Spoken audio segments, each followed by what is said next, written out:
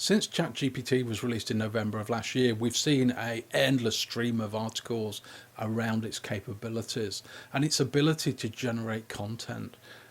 Whether that's YouTube video scripts, blog articles, marketing material, or other just general informative collateral, it creates a very rich experience through its conversational AI.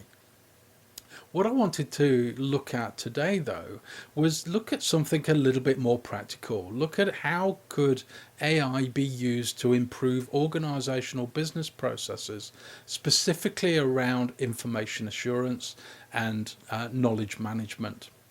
So for most people, I think they're not going to be using artificial intelligence to write articles and create content in that way. Artificial intelligence will be used to supplement, augment, and improve their business processes and make their life easier. So from a pragmatic point of view, what I want to look at is what are those elements of information assurance and knowledge management where we could be leveraging artificial intelligence as it exists today to make our business processes more effective. My name is Chris Buxton, and I help organizations make the most of their data and technology-enabled opportunities. So ChatGPT at its heart is a language model. It has the ability to understand language, understand and interpret the information that we're providing to it. And that's how it's then able to interact in an almost human-like quality as we go through a conversational process. Now, because of that, it makes it well suited around information assurance and knowledge management from the standpoint of helping us understand our information, how we need to protect it, and how it can be classified to make it more accessible and more usable by people within our organization.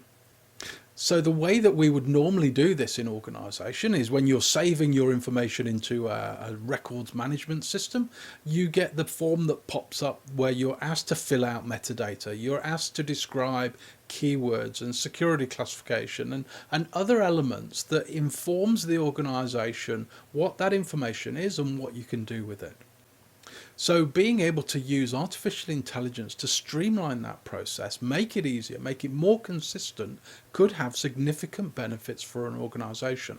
So here we are in ChatGPT. So for this exercise, I'm going to use one of my previous blog articles, the application of the 80-20 rule within a security context. Now this is about 1,000 words, and because ChatGPT is a research capability, there is a word limit that it can actually work with at the moment, which is about 3,000 words. So if you were going to make this a large-scale enterprise capability, you would have to look at other mechanisms to get over that word limit. But as the capability grows and expands and more services are made available, whether that's through Microsoft Azure or some other capabilities, that word limit will be lifted and expect to be able to do a lot more with a lot more information. But anyway, this is the blog article I'm going to use today. So to start off, what I wanted to look at is, does it really understand what metadata is? And if I just asked it to generate some metadata, would it be able to? So what I started out with then is a simple prompt of generate some metadata around this article. And it was able to. It came up with a very simple set of metadata that would give something around this information. As I explored more though, I reran that same prompt and I started to get different results. Now it wasn't obvious to me why the results were different, because I think in my mind I was thinking about AI like a traditional machine learning or analytic capability. I wasn't thinking of it as an interpretive capability. So each time I was running the same query, in my mind, I was anticipating exactly the same response. And what I started to realize is that ChatGPT gives a human-like response. And dependent on a range of different circumstances, if you were to go to a person and ask them to define some metadata around a piece of information, they would define it slightly differently each time, dependent on how much time they had available, what their mood was, what previous interactions or previous activity they'd undertaken with that sort of information. So how do we actually get the information we're looking for? So ChatGPT is a conversational AI. It's designed to enable you to have a conversation over a topic, to clarify questions and dig deeper into specific subject areas. Now, if you're going to try and build that into a business process, it's really not going to work. So as I started to explore this, what I actually started to realize was, for information management purposes, it doesn't have to be that specific. It doesn't have to be exactly the same outcome each time. So for example, if I'm looking to identify keywords on a piece of information, the language model of ChatGPT will do this pretty consistently. There will be some differences sometimes. It will come back with different keywords. But if you compare that to the outcome that you're achieving with a person, it's significantly more consistent, and you get a far richer product. So, for example, if you've got somebody that's really pushed for time and you're asking them to populate keywords as part of saving a document into a knowledge management system, you might get one or two keywords at best. However, as this example shows of putting keywords in against YouTube videos to enable discovery across YouTube, one or two just doesn't cut it. You actually were looking for significantly more keywords to give that richness to a discoverability. Now, the AI can do that in a very consistent way. So I ran another query, basically asking it to define 10 keywords associated with this content. And I got a very good response. And when I reran that multiple times, I got a similar response each and every time. So for each of the individual metadata items, we can define prompts that will come back and populate those individual metadata items. But we have to define the structure and the content of the metadata up front. So we have to define that. Now, the other thing I wanted to explore was, if we gave it a predefined list of keywords, would it be able to identify the right keywords based on the content? So basically, I asked it, the next prompt was, based on a list of keywords, which one, and I wanted a single answer here, which one was most appropriate for this content? Now, I wanted to avoid using keywords like security and those other elements that it had already pulled out as part of the keyword search. So I used assurance and risk management, and just to see which one it would pull out. Now, as you can see, it correctly identified risk management as the right term. Now, what this actually means from an information management point of view is that you could define a folder structure, a topology for your organizational information, and then use ChatGPT to identify the correct location for that information. Now, the next part of information assurance I wanted to look at, though, was classification.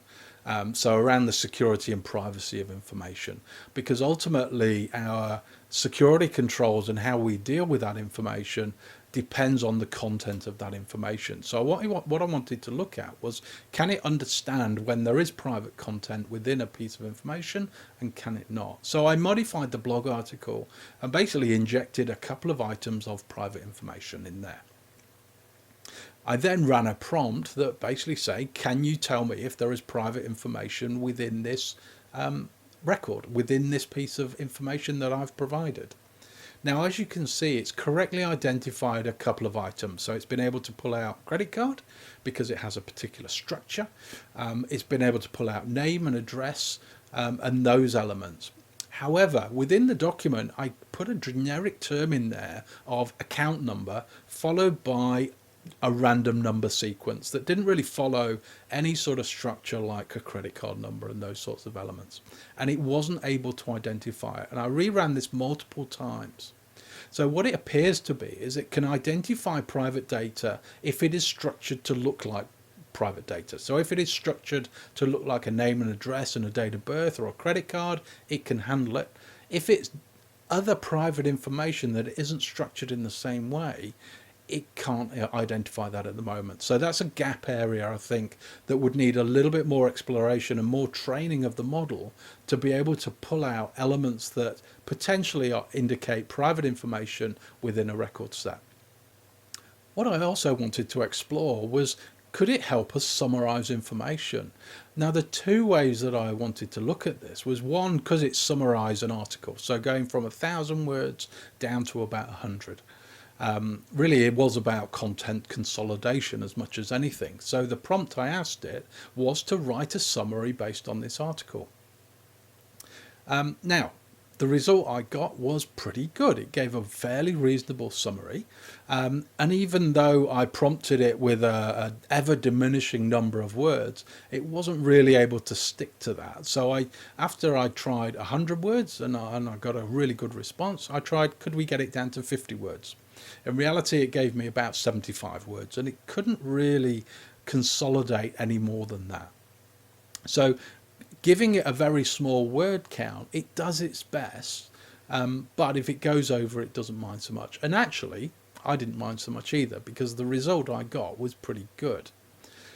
What I then also wanted to look at was, could it understand any key points that are being made in here? Because if you're looking to make the most of our information, while discovery is one aspect, and putting in keywords and those summary items help us with discoverability, it's still added effort if everybody has got to read every piece of information to get the key points out of it. So what I wanted to look at was, could it understand and articulate the key points I was trying to make through this document?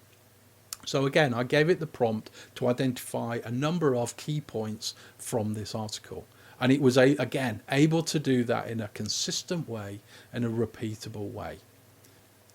So as I've explored this and how ChatGPT or an AI capability in general can be used to supplement and support your information assurance and your knowledge management processes, I find that it does have something to offer. But going from a capability that can generate paragraphs and blog articles and video scripts and those sorts of things to something that can be used as a repeatable activity within a business process, there's more work that needs to be done. My name's Chris Buxton, and I help organisations make the most of their data and technology-enabled opportunities.